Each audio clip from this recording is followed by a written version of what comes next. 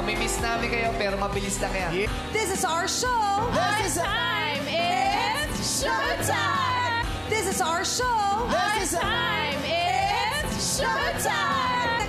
Vice ganda na paiyak sa backstage bago matapos ang programa. Ayon sa aming source, hindi na maitago ni Vice ganda ang lungkot na kanyang nararamdaman. Ating alamin, ating tatalakayin, ating pag-uusapan. Ito ang Star Talk Showbiz Authority. Dito nga ay mapapansin na ang namumugtong pag-iyak sa mga mata ni Vice. Mapapansin sa huling pagtatapos ng programa ay wala na sa ere si Vice ganda. Salamat sa ating mga kapuso. This is our show. This time it's showtime! Opisyal na nagbigay ng pahayag ang It's Showtime family hosts na si Bong Navarro sa kanilang 12-day suspension na magsisimula bukas October 14, Sabado. Ang It's Your Lucky Day ay ang pansamantalang papalit muna sa programang It's Showtime. Ang pangunahing host ng programa na pinangungunahan ni Luis Manzano, Nelay Cantiveros, Shaina Magdayaw, Janica Garcia at kasama pa sina Long Mejia, Francine Diaz, Seth Fedilan at marami pang iba. Buong pahayag ng ABS-CBN, ang pinakabagong game variety show ng Pilipinas na ang It's Your Lucky Day ang pansamantalang papalit sa It's Showtime.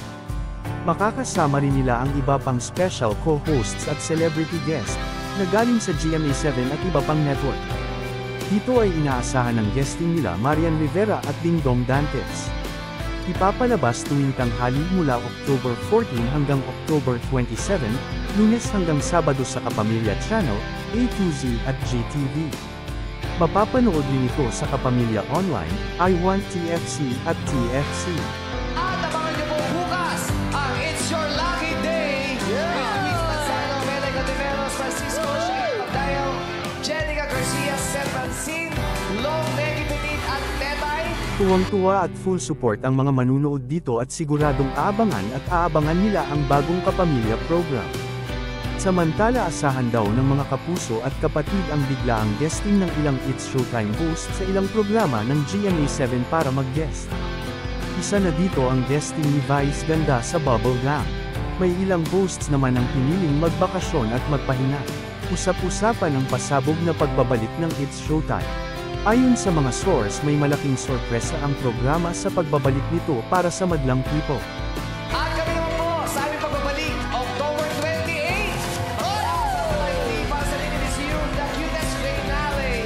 Kaya Madam People, we'll be right back. Mamimiss namin kayo pero mabilis lang yan. Kita-kita tayo ulit. This is our show! Ang magiging masaya ang comeback day ng It's Showtime. Dahil may usap-usapan na matutuloy ang kanilang magpasikat performance ngayong taon bilang selebrasyon ng kanilang 14th anniversary ng It's Showtime, bilang pinakamatagal na noontime show ng ABS-CBN. Naghahanda na rin ang production staff para sa mga bagong segment at dance contest at sa magbabalik na Stars on 45, na inaabangan ng manunood sa pagbabalik ng It's Showtime. Mukhang mapapaiyak ang It's Showtime family ang madlang people at solid nilang fans kaya hindi mababaliwala ang 2 linggong paghihintay ng kanilang mga tagahanga.